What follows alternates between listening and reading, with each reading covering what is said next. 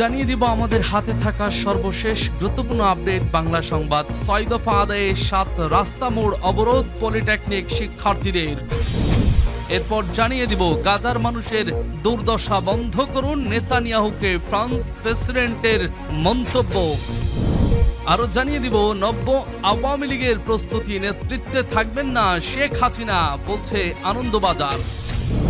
জামায়াতকে নিষিদ্ধের ৫ দিনের মাথায় হাসিনাকে পালাতে হয়েছে বলছে ডক্টর মাসুদ। এবং জানিয়ে দিব আমি আমার আসনে দাঁড়ালে কেউ জিততে পারবে না, চ্যালেঞ্জ সাকিবের। সর্বশেষ জানিয়ে দিব আদালতের ভেতরেই পুলিশকে পেটালেন বিএনপির নেতাকর্মীরা। শুনছিলেন সংবাদ শিরোনাম, এখন বিস্তারিত। ৬ দফা আদায়ে ৭ রাস্তা মোড় অবরোধ পলিটেকনিক শিক্ষার্থীদের। ৬ দফা দাবি আদায়ে রাজধানীর তেজগাঁওয়ে ৭ রাস্তা এলাকায় সড়ক অবরোধ করেছেন পলিটেকনিকের শিক্ষার্থীদের সড়ক অবরোধে যান চলাচল বন্ধ হয়ে যায় বলে জানিয়েছে পুলিশ। সরকারি বেসরকারি পলিটেকনিক ইনস্টিটিউট ও technical school and college TSC সহ বাংলাদেশ কারিগরি শিক্ষা বোর্ডের আওতাভুক্ত শিক্ষার্থীদের জোট কারিগরি ছাত্র আন্দোলন বাংলাদেশের ব্যানারে এ আন্দোলন চলছে। বুধবার সকাল ১০টার আগ থেকে শিক্ষার্থীরা ৭ রাস্তা মোড়ে অবস্থান নিয়ে বিক্ষোভ করতে থাকেন। এ সময় শিক্ষার্থীরা অবিলম্বে তাদের পূর্ব ঘোষিত ৬ দফা দাবি মেনে নেবার দাবি জানান, নইলে আরো কঠোর আন্দোলনের হুঁশিয়ারি দেন তারা। তাদের দাবি হলো বেসরকারি পলিটেকনিক সমূহের ল্যাব সুবিধা ও অতিরিক্ত অর্থ আদায় নিয়ন্ত্রণ এবং ইন্ডাস্ট্রিয়াল অ্যাটাচমেন্টের অর্থ প্রদান। সম্প্রতি কারিগরি শিক্ষা বোর্ডের চেয়ারম্যানকে দেওয়া দাবি পূরণের স্মারকলিপিতে বলা হয়, বাংলাদেশের বিভিন্ন বেসরকারি পলিটেকনিকে যথেষ্ট ল্যাব সুবিধা নেই, যার ফলে বেসরকারি পলিটেকনিকের শিক্ষার্থীরা দক্ষতা অর্জনে ব্যর্থ হন। এই সমস্যার সমাধানের লক্ষ্যে বেসরকারি পলিটেকনিক সমূহের ল্যাব সুবিধা বৃদ্ধির ব্যবস্থা করতে হবে এবং যেসব বেসরকারি পলিটেকনিক ল্যাব সুবিধা প্রদানে ব্যর্থ হবে তাদের শিক্ষা প্রতিষ্ঠান বন্ধের ঘোষণা করতে হবে। বাংলাদেশের বিভিন্ন বেসরকারি পলিটেকনিক মাত্রাতিরিক্ত অর্থ আদায় করে এবং কোনো শিক্ষার্থী অর্থ প্রদানে ব্যর্থ হলে নানা রকম হয়রানির শিকার হন। তাই এসব অতিরিক্ত অর্থ আদায় নিয়ন্ত্রণ সহ বেসরকারি পলিটেকনিক শিক্ষার্থীদের নানা হয়রানির বিষয়ে বোর্ড কর্তৃক যৌক্তিক পদক্ষেপ নিতে হবে। বাংলাদেশের সরকারি পলিটেকনিকের শিক্ষার্থীরা ইন্ডাস্ট্রিয়াল অ্যাটাচমেন্ট বাবদ যেসব অর্থ পেয়ে থাকেন তা বেসরকারি পলিটেকনিক সমূহের ল্যাব সুবিধার বৃদ্ধির ব্যবস্থা করতে হবে এবং যেসব বেসরকারি পলিটেকনিক ল্যাব সুবিধা প্রদানে ব্যর্থ হবে তাদের শিক্ষা প্রতিষ্ঠান বন্ধের ঘোষণা করতে হবে। বাংলাদেশের বিভিন্ন বেসরকারি পলিটেকনিক মাত্রাতিরিক্ত অর্থ আদায় করে এবং কোনো শিক্ষার্থী অর্থ প্রদানে ব্যর্থ হলে নানা রকম হয়রানির শিকার হন। তাই এসব অতিরিক্ত অর্থ আদায় নিয়ন্ত্রণ সহ বেসরকারি পলিটেকনিক শিক্ষার্থীদের নানা হয়রানির বিষয়ে বোর্ড কর্তৃক যৌক্তিক পদক্ষেপ নিতে হবে। গাজার মানুষের দুর্দশা বন্ধ করুন, নেতানিয়াহুকে ফ্রান্স প্রেসিডেন্ট। ফ্রান্সের প্রেসিডেন্ট ইমানুয়েল ম্যাক্রো ফিলিস্তিনের গাজার হাসপাতালে ইসরায়েলের হামলায় ক্ষুব্ধ মানুষের দুর্দশা বন্ধ করতে চান তিনি। ইসরায়েলের প্রধানমন্ত্রী বেনিয়ামিন নেতানিয়াহুকে ম্যাক্রো বলেছেন, গাজায় মানুষের দুর্দশা যেন অবিলম্বে বন্ধ হয়। ফরাসি প্রেসিডেন্ট ম্যাক্রো ইসরায়েলের প্রধানমন্ত্রীকে বলেছেন, একমাত্র যুদ্ধবিরতি হলেই বাকি পণবন্দীরা মুক্তি পাবেন। মঙ্গলবার নেতানিয়াহুর সঙ্গে ফোনে কথা বলেন ম্যাক্রো। তারপর সামাজিক মাধ্যম এক্স এ ম্যাক্রো লিখেছেন, গাজার বেসামরিক মানুষের দুর্দশা বন্ধ হওয়া দরকার। মানবিক ত্রাণ সাহায্য গাজায় পৌঁছানোর ক্ষেত্রে কোনো বাধা দেওয়া উচিত নয়। জাতিসংঘ জানিয়েছে, কয়েক সপ্তাহ ধরে গাজায় কোনো ত্রাণ সাহায্য যায়নি, ফলে পরিস্থিতি আরও খারাপ হয়েছে। ম্যাক্রো বলেছেন, ফ্রান্স সব পণবন্দীদের মুক্তি ও হামাসকে অস্ত্রমুক্ত করে ২ রাষ্ট্র সমাধানে দায়বদ্ধ, কিন্তু তিনি মনে করেন যুদ্ধবিরতি হলেই বাকি পণবন্দীদের মুক্তি সম্ভব। হামাসকে সন্ত্রাসবাদী সংগঠন বলে ঘোষণা করেছে আমেরিকা, জার্মানি সহ ইউ এর বেশ কিছু দেশ। হামাস জানিয়েছে মঙ্গলবার ইসরায়েলের ৪৫ দিনের যুদ্ধবিরতির প্রস্তাব দিয়েছে, বিনিময়ে সব পণবন্দীকে মুক্তি দিতে হবে। ইসরায়েলের দাবি, হামাসকে অস্ত্র পরিত্যাগ করতে হবে, যা মানতে তারা রাজি নয়। নব্য আওয়ামী লীগের প্রস্তুতি, নেতৃত্বে থাকবেন না শেখ হাসিনা বলছে আনন্দবাজার পত্রিকা। আওয়ামী লীগের ভেতরে বড় পরিবর্তনের প্রস্তুতি চলছে, এমনই একটি প্রতিবেদন প্রকাশ করেছে ভারতীয় গণমাধ্যম আনন্দবাজার। ওই প্রতিবেদনে বলা হয়েছে, ভবিষ্যতে শেখ হাসিনার নেতৃত্বে নাও থাকতে পারেন। এ নিয়ে দলে নতুন করে ভাবনা শুরু হয়েছে।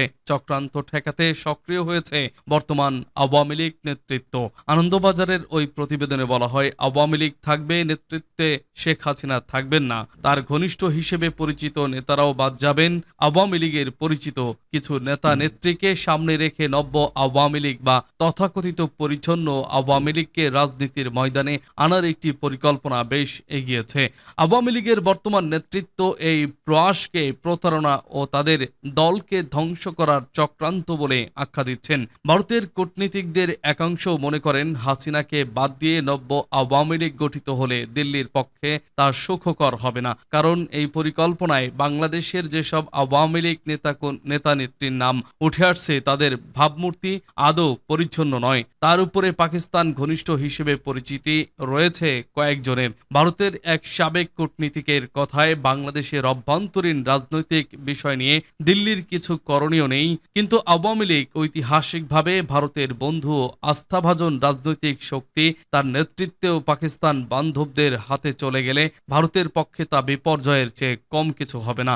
আওয়ামী লীগের এক যুগ্ম সাধারণ সম্পাদক বলেন, জামায়াতকে নিষিদ্ধের 5 দিনের মাথায় হাসিনাকে পালাতে হয়েছে বলছে ডক্টর মাসুদ। জামায়াতে ইসলামীকে নিষিদ্ধের 5 দিনের মাথায় স্বৈরাচার হাসিনাকে পালাতে হয়েছে বলে মন্তব্য করেছেন দলটির কেন্দ্রীয় কর্মপরিষদ সদস্য ঢাকা মহানগরী দক্ষিণের সেক্রেটারি বাউফল উন্নয়ন ফোরামের চেয়ারম্যান ডক্টর শফিকুল ইসলাম মাসুদ। তিনি বলেন, আওয়ামী লীগের পতনের পর নতুন করে যাত্রা এখন জামায়াতে ইসলামীর বিরুদ্ধে ষড়যন্ত্রে লিপ্ত জনগণ, তাদের দমন করতে 5 দিনও সময় লাগবে না।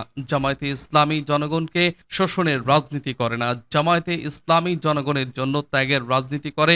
ডক্টর মাসুদ বলেন, জামায়াতে ইসলামীকে তাদের এত ভয়ের কারণই হচ্ছে জামায়াতে ইসলামী রাজপথে থাকলে সন্ত্রাসী, চাঁদাবাজি, লুটপাট আর ভারতীয় তাবেদারি করতে সমস্যা হবে। এজন্য ভারতের পরামর্শে জামায়াতের বিরুদ্ধে এখন অপপ্রচার চালানো হচ্ছে। মিডিয়ায় খবর প্রকাশ করা হচ্ছে ভারত তাদের শর্ত দিয়েছে, জামায়াতের সঙ্গ ছাড়তে হবে, তাহলে ভারত তাদের ক্ষমতায় বসিয়ে দেবে। তিনি আরো বলেন, যারা জনগণের ভোটে বিশ্বাসী নয় তারাই ভারতীয় বাবুদের হাতে হাত রাখে, পিছনের দরজা দিয়ে কেউ আর এদেশে ক্ষমতার মসনদে বসতে পারবে না। জনগণ সেই পথ বন্ধ করে দিয়েছে, আবারও কেউ সেই পথ খুলতে চাইলে আওয়ামী লীগের মতোই তাদেরও ভারতে পাঠিয়ে দেওয়া হবে। মঙ্গলবার বিকেলে জুলাই গণ অভ্যুত্থানে গুলিবিদ্ধ হয়ে চিকিৎসাধীন অবস্থায় শাহাদাত বরণকারী পটুয়াখালীর বাউফল উপজেলা শ্রমিক কল্যাণ ফেডারেশনের কর্মী শহীদ আশিকুর রহমান হৃদয়ের পরিবারকে আর্থিক সহায়তা প্রদান অনুষ্ঠানে প্রধান অতিথির বক্তব্যে তিনি এসব কথা বলেন। এ সময় তিনি আরো বলেন, 5ই আগস্টকে দ্বিতীয় স্বাধীনতা বলতে যাদের কষ্ট হয়, জুলাই গণ অভ্যুত্থান না ঘটলে তারা রাজপথে দাঁড়িয়ে কথা বলার সুযোগ পেত না। স্বাধীনতা অস্বীকারীরাই স্বাধীনতা বিরোধী। জামায়াতে ইসলামী 1947 সাল থেকে শুরু করে 2024 সালের 5ই আগস্ট পর্যন্ত সব আন্দোলন সংগ্রাম সমর্থন করে এবং স্বীকার করে, অথচ আজকে একদল শুধু 1971কে স্বীকার করছে। এরা 5ই আগস্টের আগে কথা বলারও সুযোগ পায়নি, সেটি ভুলে গেছে। ছাত্র জনতা জীবন ও রক্ত দিয়ে জাতিকে যেই দ্বিতীয় স্বাধীনতা এনে দিয়েছে, এই স্বাধীনতাও ছিনতাই করতে অনেকে চেষ্টা করা হয়েছে। জামায়াতে ইসলামী জুলাই অভ্যুত্থানের ইতিহাস বিকৃত করতে দেবে না, সেজন্য শহীদের নিয়ে 10 খণ্ডে 2500 পৃষ্ঠায় জুলাই গণ অভ্যুত্থানের তথ্য সংরক্ষণ করেছে। আমি আমার আসনে দাঁড়ালে কেউ জিততে পারবে না, চ্যালেঞ্জ সাকিবের। 2023 সালে যখন আওয়ামী লীগের মনোনয়ন নিলেন সাকিব আল হাসান, তখন থেকেই তিনি ছিলেন আলোচনার সমালোচনার কেন্দ্রে। একজন সক্রিয় খেলোয়াড় কি করে রাজনীতিতে যোগ দেন, প্রশ্ন ছিল তা নিয়ে। এরপর নির্বাচনের প্রকৃতি বিষয়টাকে প্রশ্নবিদ্ধ করেছে আরও। তবে সাকিবের বিশ্বাস তার আসনে সুষ্ঠু নির্বাচনই হয়েছে, তিনি এ চ্যালেঞ্জও জানিয়েছেন। এখনও যদি তিনি তার আসনে নির্বাচন করেন তাহলে জয় তারই হবে। সম্প্রতি একটি ইংরেজি দৈনিককে দেওয়া সাক্ষাৎকারে বিষয়টি জানিয়েছেন তিনি। রাজনীতিতে যোগ দেওয়ার সিদ্ধান্ত ভুল ছিল কিনা তা নিয়ে প্রশ্নের মুখোমুখি হয়েছিলেন তিনি। এই প্রশ্নের জবাবে সাকিব স্পষ্টভাবে বলেন, যদি রাজনীতিতে যাওয়া ভুল হয় তাহলে ভবিষ্যতে যে কেউ রাজনীতিতে গেলে সেটাও ভুল হবে। একজন ডাক্তার, আইনজীবী, ব্যবসায়ী যেই হোক, রাজনীতিতে যাওয়া তার অধিকার। মানুষ চাইলে ভোট দেবে, না চাইলে দেবে না। আদালতের ভেতরেই পুলিশকে পেটালেন বিএনপির নেতাকর্মীরা। পাবনার আদালতের ভেতরে শুনানি চলাকালে ভিডিও ধারণ করতে বাধা দেওয়ায় দায়িত্বরত পুলিশ সদস্যকে মারধরের ঘটনা ঘটেছে। এ ঘটনায় বিএনপির 6 নেতাকর্মীকে আটক করেছে পুলিশ। মঙ্গলবার দুপুরে পাবনা জেলা ও দায়রা জজ আদালতে এই ঘটনা ঘটে।